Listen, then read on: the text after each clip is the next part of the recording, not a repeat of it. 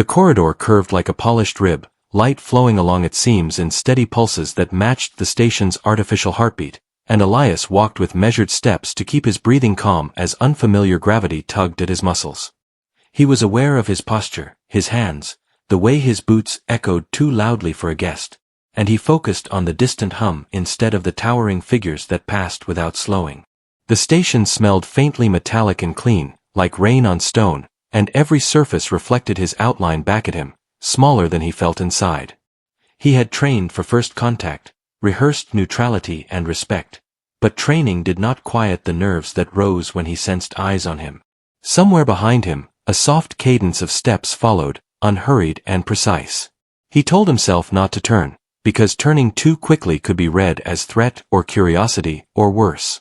The mission brief replayed in his mind as a litany of do-nots, but his awareness kept drifting backward despite his resolve. He did not notice her until she spoke, because her voice did not echo the way the others did, instead sliding through the air with a warm clarity that carried weight without volume. She asked her question calmly, almost lightly, yet it stopped him as effectively as a raised hand, and the words settled between them with unsettling directness. Elias turned then, slowly, making sure his palms were visible, and met eyes that reflected the corridor lights like deep water. She stood with a relaxed balance that suggested confidence rather than challenge, her posture open, her expression curious instead of offended. Behind her, armored station sentries moved with mechanical indifference, but she remained the focus of the space, as if the architecture had been designed to frame her presence. Elias realized his mistake was not where he had been looking but how often his attention had drifted, pulled by unfamiliar movement and proximity. He felt heat rise to his face and forced himself to speak evenly. He apologized first, because that was the simplest bridge between species, and explained that he had been orienting himself to the station's design rather than to her person. The explanation sounded thin even to his own ears, but he kept his tone steady and honest, resisting the urge to overcompensate with technical language. She listened without interrupting, head tilted slightly, gaze steady in a way that felt analytical rather than judgmental. When he finished, there was a pause that stretched long enough for him to wonder if he had committed an irreversible error. The corridor lights dimmed a fraction, cycling to a lower energy phase, and the distant hum deepened. Elias stood very still, counting breaths, aware of how small his gestures must appear against a culture that had built this place with such precision. He reminded himself that humanity's strength had always been adaptation, learning from missteps rather than denying them. She smiled then, not broadly, but with a subtle shift that softened her features and eased the tightness in his chest. She explained that among her people, attention to one's back signaled alertness and concern, a readiness to shield rather than to pursue, and that his repeated glances had read as protective instinct. The realization struck him with equal parts relief and surprise, reframing his anxiety into something almost commendable by her standards. Elias let out a breath he had not realized he was holding, and allowed himself a small, self-conscious smile in return. He admitted that humans often watched what was behind them when they felt out of place, a habit shaped by long histories of vulnerability. The admission felt risky, but she nodded as if it confirmed something she had already suspected. Around them, the station continued its quiet rhythm, indifferent to the fragile understanding forming in its halls. She gestured for him to walk with her, and as they fell into step, Elias noticed how her pace adjusted subtly to match his shorter stride. The corridor opened into a wider chamber where light cascaded from above in concentric rings, illuminating a central platform etched with symbols that pulsed faintly. She explained that this was a convergence space, designed to encourage dialogue by minimizing hierarchy, and Elias appreciated the intention even as he felt dwarfed by the scale. He asked about the symbols, and she described them as records of first meetings, each line representing a moment when misunderstanding had been transformed into cooperation. The concept resonated deeply, and Elias felt a swell of cautious pride that humanity had been invited into such a tradition. He shared that humans, too, marked moments of connection, though often in stories rather than architecture. She listened with interest, asking questions that showed genuine engagement rather than polite obligation. As they spoke, Elias became aware that his earlier tension was easing, replaced by a focused curiosity that anchored him in the present. He noticed details without fear now, the subtle variations in light, the soft resonance beneath the floor, the way her attention never wavered when he spoke. He realized that what had felt like scrutiny earlier was, in fact, attentiveness, a trait his species valued but often struggled to maintain under pressure. The thought steadied him, and he found himself responding with more confidence, offering observations and insights rather than cautious deflections. She seemed pleased by the shift, her questions growing more nuanced, her responses more collaborative. In that exchange, Elias sensed the familiar HFY truth he had grown up with, that humans thrived not by dominating unknown spaces but by learning to belong within them. The conversation turned to the purpose of his visit, and Elias explained the exploratory nature of humanity's outreach, the desire to understand rather than to claim. He spoke of Earth's history, of mistakes and recoveries, of a species that had learned, often painfully, the value of cooperation. He kept his language simple, aware that clarity mattered more than eloquence in this context. She shared fragments of her own people's journey, a narrative of resilience shaped by environmental extremes and social adaptation. Their stories overlapped in unexpected ways, and Elias felt a thread of kinship forming that transcended biology. The chamber seemed to listen with them, its lights brightening slightly as if in response to the exchange. He wondered if the station's systems were designed to reflect emotional states, and made a mental note to ask later. When the discussion paused, she returned briefly to her earlier question, clarifying that her initial shock had come not from offense but from surprise at his openness. Many visitors, she said, hid their instincts behind rigid protocols, while his reactions had been visible and therefore interpretable. The observation humbled him, and he acknowledged that transparency had always been a human gamble, one that sometimes led to conflict but often to connection. She accepted the answer with a nod, and the moment felt like a small but significant victory for his species. Elias felt the weight of responsibility settle more comfortably on his shoulders, transforming from burden to purpose.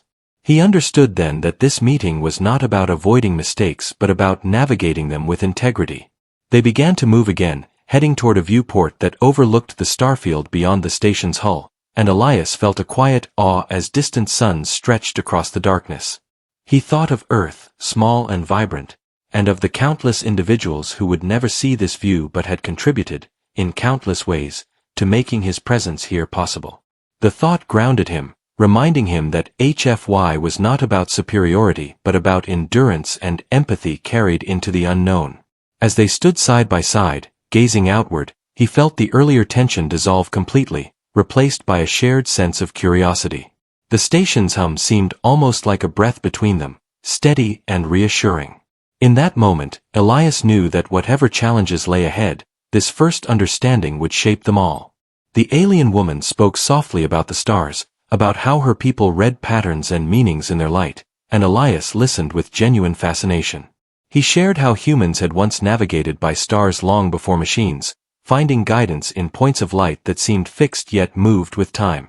The parallel delighted her, and she remarked that watching one's back and watching the sky were both acts of awareness, reminders of context beyond the self.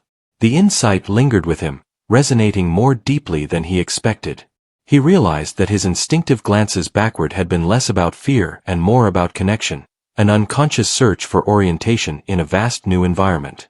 That understanding felt like a quiet affirmation of humanity's place here. As the lights shifted again, signaling the end of the station's low cycle, she informed him that others would soon join them for formal talks. Elias straightened, preparing himself for the next phase, but felt steadier than before. He thanked her for her patience and her explanation, acknowledging that without it, his misunderstanding might have festered into something harmful. She accepted the thanks with a gentle inclination of her head, and her eyes held a warmth that suggested respect had been earned.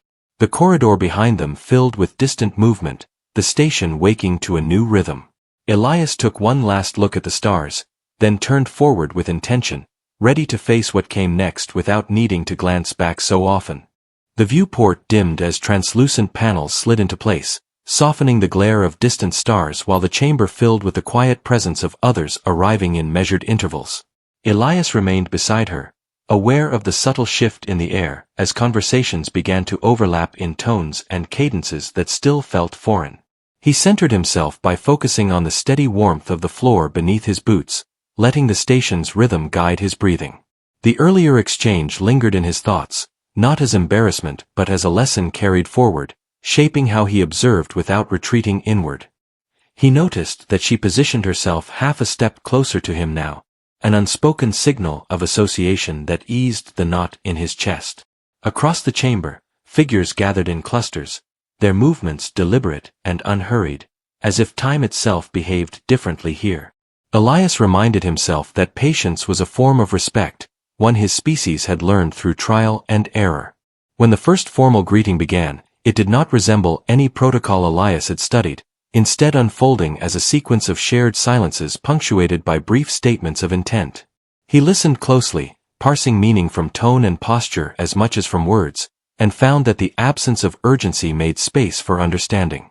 She leaned slightly toward him and murmured clarifications when needed, her guidance offered without condescension.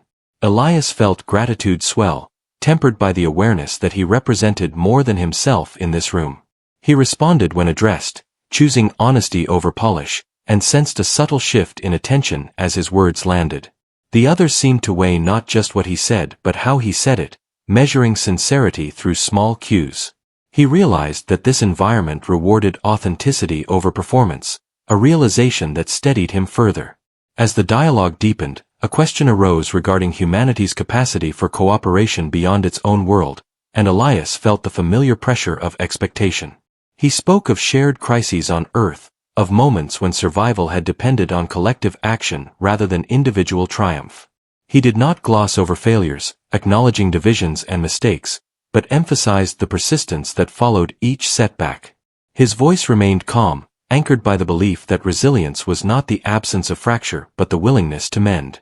She watched him closely as he spoke, her expression attentive, and he sensed that his candor resonated.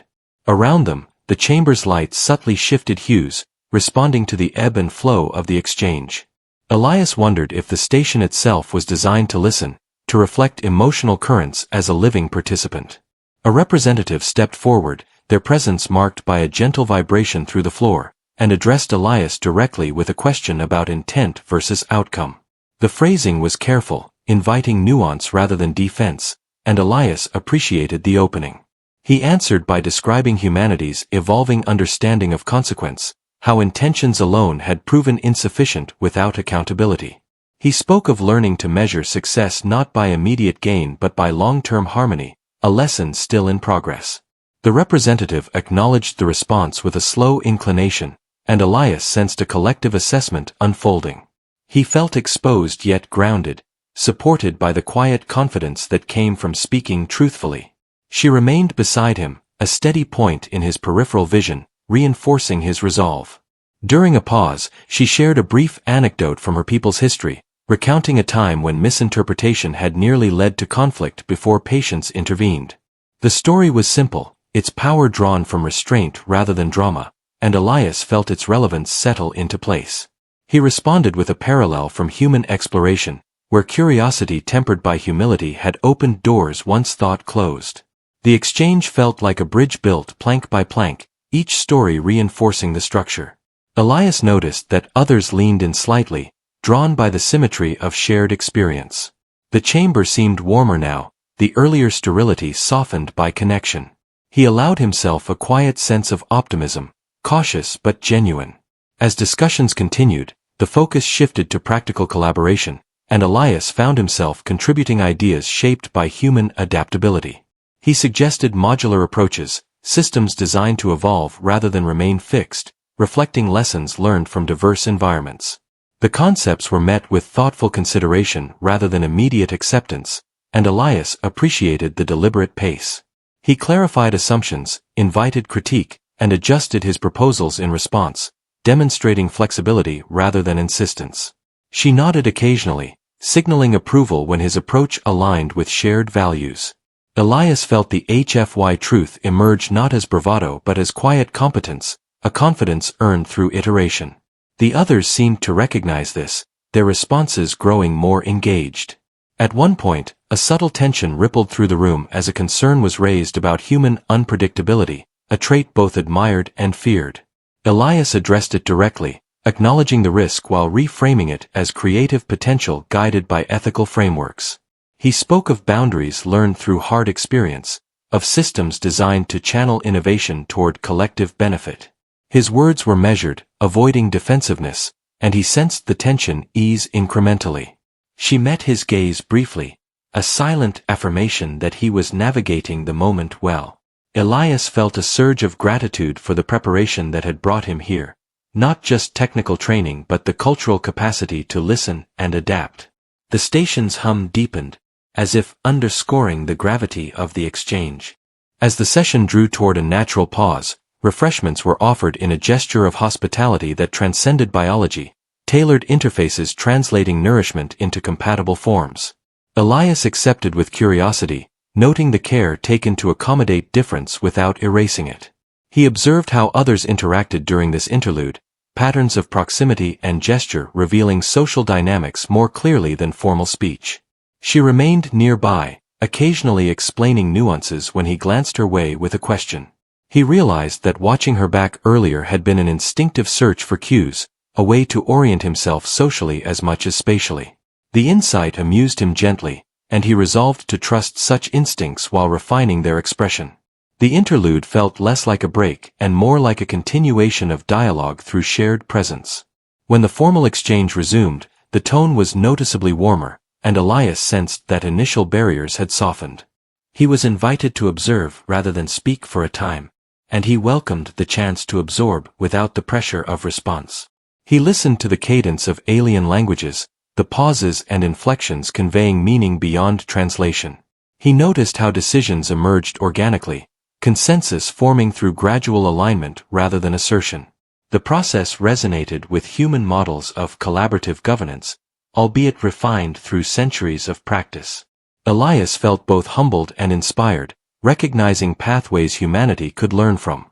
The chamber's light settled into a steady glow, reflecting the calm focus of those present. As the session concluded, she turned to Elias and suggested a quieter space for reflection before the next phase, her tone inviting rather than directive. He agreed readily, grateful for the chance to process the intensity of the encounter.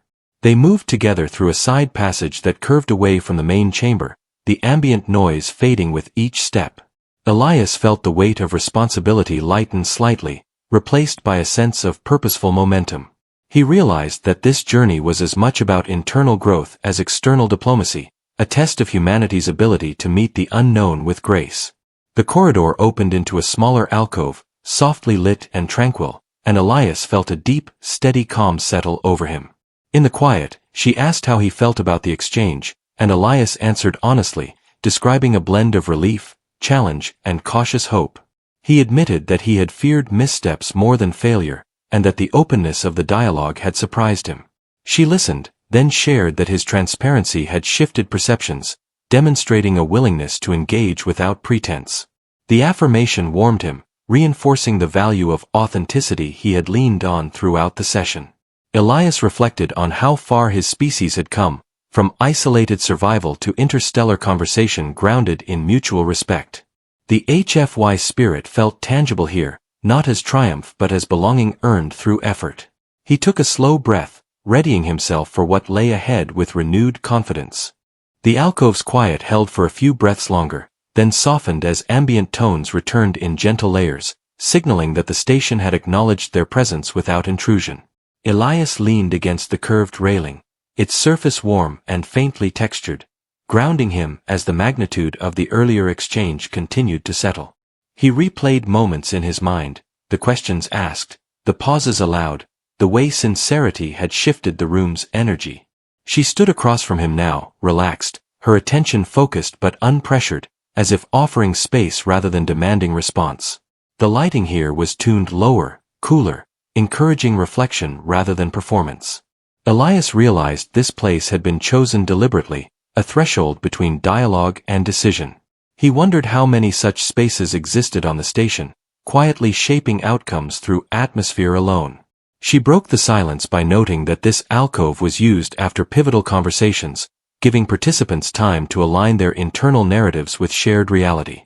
The concept resonated deeply, and Elias nodded, appreciating the wisdom of intentional pause.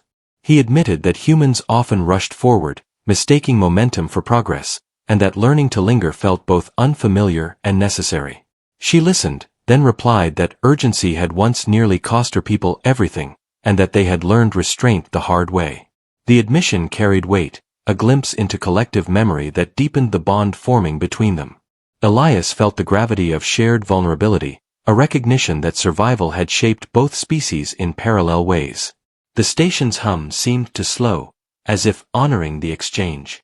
A subtle vibration passed through the floor, signaling an incoming transmission, and Elias straightened instinctively. She acknowledged it with a glance toward the alcove's far wall, where light condensed into a translucent interface. The message was brief, informing them that a delegation had requested Elias's presence for a more focused inquiry. He felt a flicker of apprehension, tempered by readiness, and accepted without hesitation. She offered to accompany him, explaining that her role included contextual mediation when cultural nuance might influence interpretation. Elias appreciated the support, recognizing that partnership was already taking form. Together, they left the alcove, their steps synchronized without conscious effort. The corridor ahead curved inward, drawing them toward a more intimate chamber. As they walked, Elias reflected on the HFY principle that had guided him since childhood, the belief that humanity's strength lay not in dominance but in adaptability and care. He considered how those traits had manifested today, through listening, honesty, and willingness to adjust. The station's architecture reinforced the lesson, its curves and flows rejecting rigid lines in favor of continuity. He felt a quiet pride, not boastful but steady, in representing a species capable of learning beyond its origins. She glanced at him briefly, as if sensing his thoughts, and offered a small, knowing smile. The gesture reassured him, a reminder that understanding did not require constant articulation. The chamber they approached radiated a focused stillness, signaling the gravity of what awaited. Inside, the space was smaller than the main convergence hall, its walls lined with softly glowing patterns that shifted in response to movement. A handful of representatives stood within, their attention turning toward Elias as he entered. He felt the familiar tightening in his chest, but steadied himself by recalling the earlier success born of transparency. The inquiry began without ceremony, questions directed at his perceptions rather than policies, probing how he interpreted the station's responses. Elias answered thoughtfully, describing his impressions of intentional design and emotional awareness embedded in the environment. He emphasized the sense of being guided rather than tested, a distinction that mattered to him. The representatives exchanged subtle signals, acknowledging the insight without commentary. Elias sensed that this was less an examination than an alignment check. One representative asked how Elias believed humans would respond to long-term integration within such a system, where environment actively influenced interaction. Elias paused, considering the question's depth, then spoke of humanity's capacity to form bonds with place as well as people. He described cities shaped by culture, landscapes imbued with meaning, and the adaptability that allowed humans to thrive across extremes. He acknowledged challenges, admitting that not all would welcome such integration, but expressed confidence in gradual acceptance through shared purpose. His answer felt honest, neither idealized nor dismissive of complexity. She stood slightly behind him now, her presence a quiet anchor, and Elias drew strength from the unspoken alliance. The chamber's patterns brightened subtly, responding to the tone of the exchange. The inquiry shifted toward risk, specifically the unpredictability Elias had addressed earlier, and how it might be managed collaboratively. Elias proposed frameworks rooted in transparency and feedback loops, systems that encouraged course correction rather than punitive control. He spoke of trust as a renewable resource, strengthened through consistent behavior rather than blind faith. The representatives listened intently, their questions refining rather than challenging his ideas. Elias felt a sense of co-creation emerge, the conversation evolving into shared problem-solving.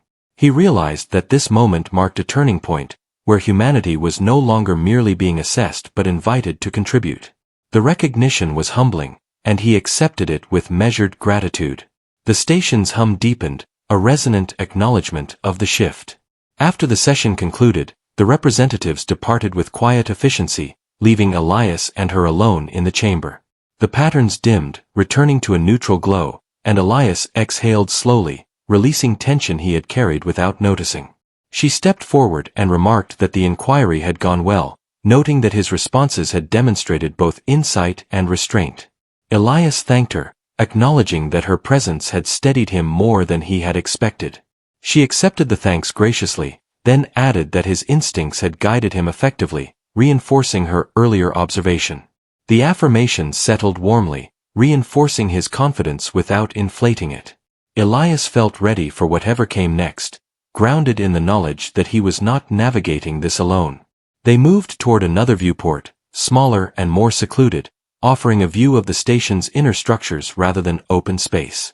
Elias found the perspective fascinating, observing conduits of light and motion that suggested a living organism rather than a machine. She explained that the station had been designed to evolve, its systems learning from interactions and adapting accordingly. The revelation intrigued Elias, prompting questions about autonomy and oversight. She described safeguards shaped by collective values, ensuring that adaptation served shared goals rather than individual agendas. The parallels to human debates about technology and ethics were striking, and Elias felt a sense of kinship deepen. He shared these reflections, and she nodded, appreciating the resonance. The conversation turned more personal as she asked what had drawn Elias to this role, beyond duty or ambition. He considered carefully, then spoke of curiosity rooted in empathy, a desire to understand others not as abstractions but as lived experiences. He described growing up aware of humanity's smallness in the cosmos, yet confident in its capacity for connection. The admission felt intimate, and he watched her reaction closely, gauging its impact. She responded by sharing her own motivations, a commitment to bridging divides shaped by witnessing misunderstandings cost. Their stories intertwined, revealing common threads of purpose that transcended origin. Elias felt a quiet certainty take hold, that this partnership was becoming something enduring.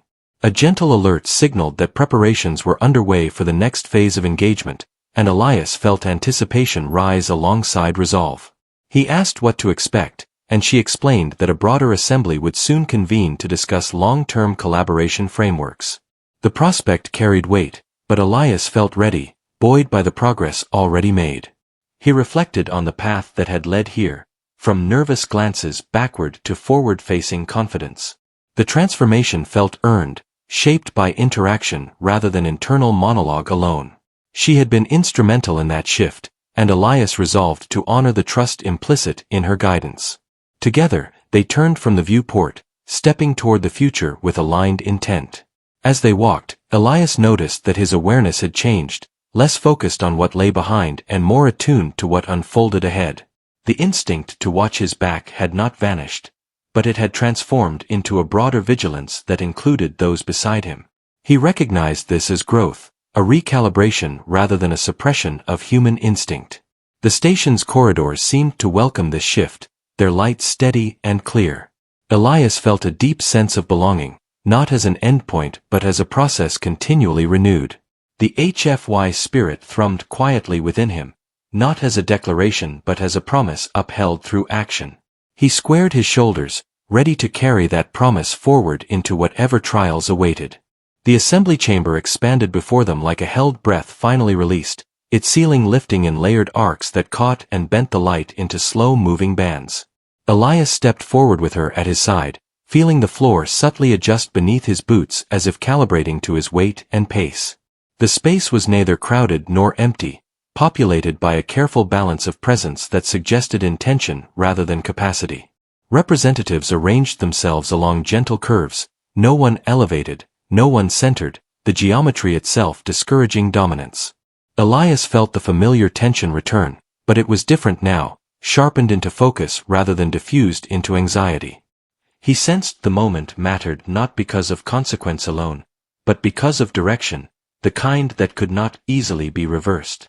The station's hum deepened, steady and patient, as if granting permission to begin. She introduced the purpose of the gathering with calm precision, framing it as an exploration rather than a negotiation.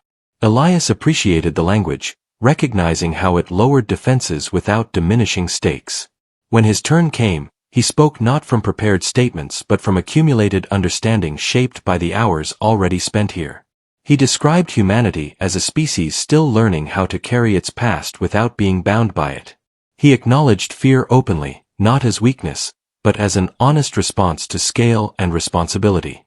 The words settled into the chamber, not amplified, not softened, simply present. He felt seen, not evaluated, and that realization steadied his voice. Questions followed, layered and deliberate, circling themes of trust, endurance, and mutual obligation. Elias answered slowly, allowing silence to work alongside speech rather than rushing to fill it. He spoke of systems designed with failure in mind, of resilience built through redundancy and care.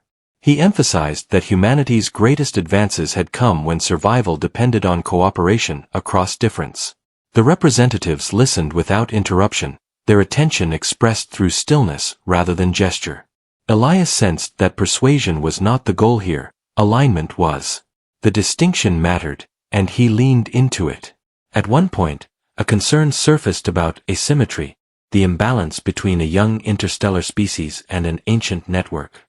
Elias did not deny the disparity, instead reframing it as an opportunity for complementary growth. He suggested that learning need not be unidirectional, that fresh perspective carried value precisely because it was unseasoned. He spoke of humans noticing cracks others had grown accustomed to stepping over. The idea resonated, not as flattery but as function, and he felt the room shift incrementally. She glanced toward him, her expression thoughtful, as if weighing futures branching outward. The station's lights brightened a fraction, a subtle acknowledgement of momentum. As discussion deepened, practical proposals emerged, shared stewardship models, phased integration, reciprocal observerships. Elias engaged actively, asking clarifying questions, adjusting assumptions, demonstrating flexibility without retreat. He noticed how often his suggestions were met not with acceptance or rejection, but with refinement. The process felt collaborative in the truest sense, ideas shaped collectively rather than owned individually. He realized that this was the decisive push, not dramatic, not loud, but foundational. The future being sketched here would not hinge on a single act, but on sustained alignment. That understanding carried its own weight. Time passed differently in the chamber, measured less by cycles and more by saturation. When a natural pause arrived, it felt earned, a collective sense that enough had been said for now. She closed the session with gratitude expressed simply, without ceremony. Elias felt a release move through the space, tension dissolving into quiet purpose. Representatives began to disperse, conversations continuing in softer tones along the chamber's edges.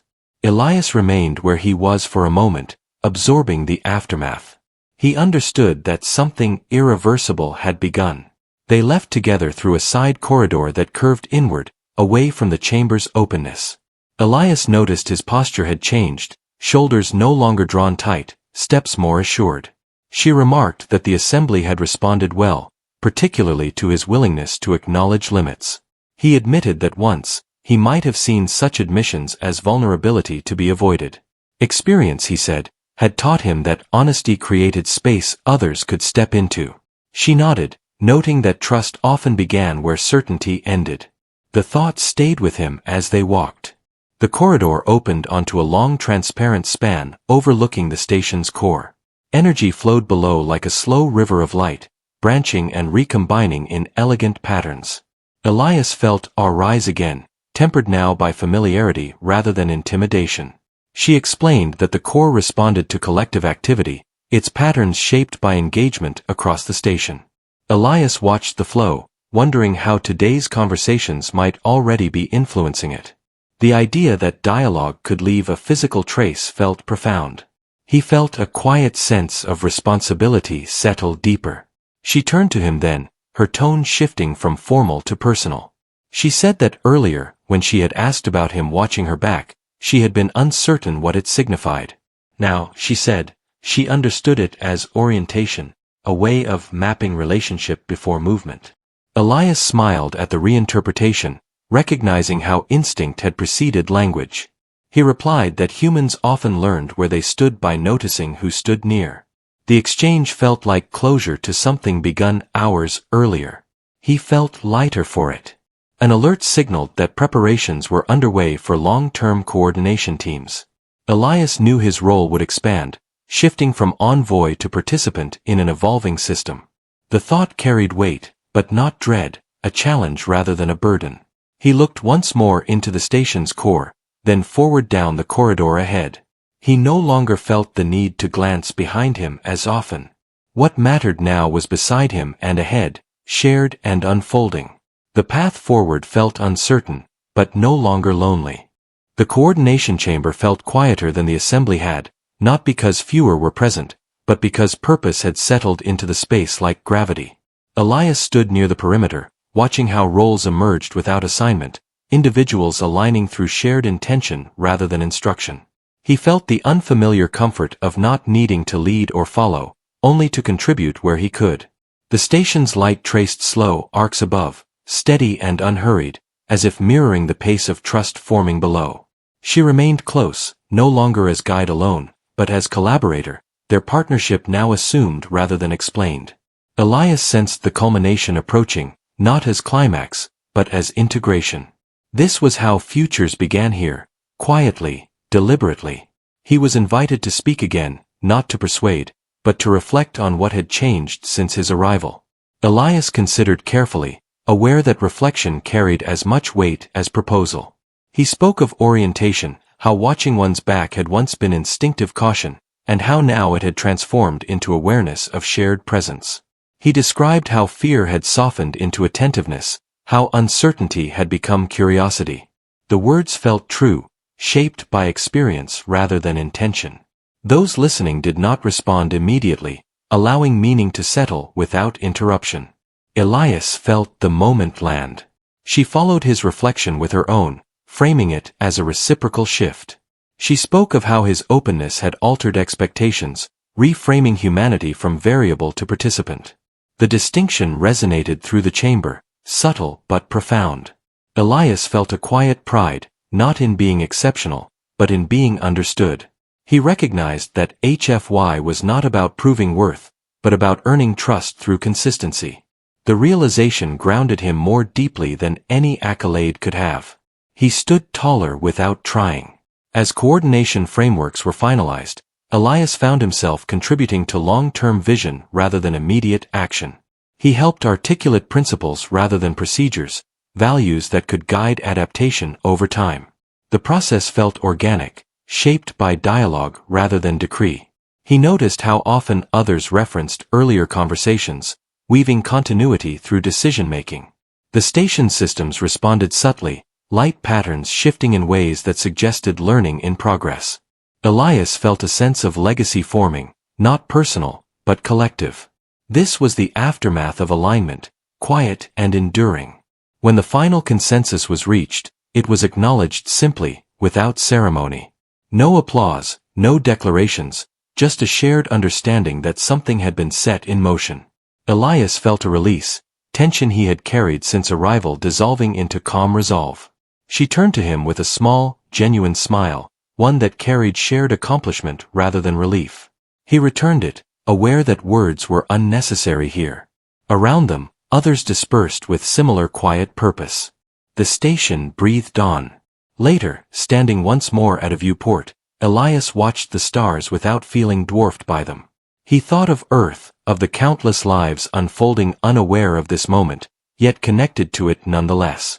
He felt the weight of representation shift into stewardship, a responsibility he accepted willingly. She stood beside him, sharing the view, their reflections overlapping faintly in the glass. She remarked that orientation was never static, that even belonging required continual recalibration. Elias agreed, recognizing the truth in her words. Growth, he realized, was a direction, not a destination. As preparations were made for his extended stay, Elias felt no urgency to look back. What lay behind him had shaped him, but no longer defined his movement. He felt attuned to the presence beside him, to the path unfolding ahead. The instinct to watch his back had evolved into something broader, a human vigilance that included care. He understood now why she had noticed it, why it mattered. It was how humans learned where they stood, by noticing who stood with them. The insight settled warmly. When he finally turned from the viewport, Elias did so with intention. He knew challenges lay ahead, misunderstandings yet to surface, adjustments still required.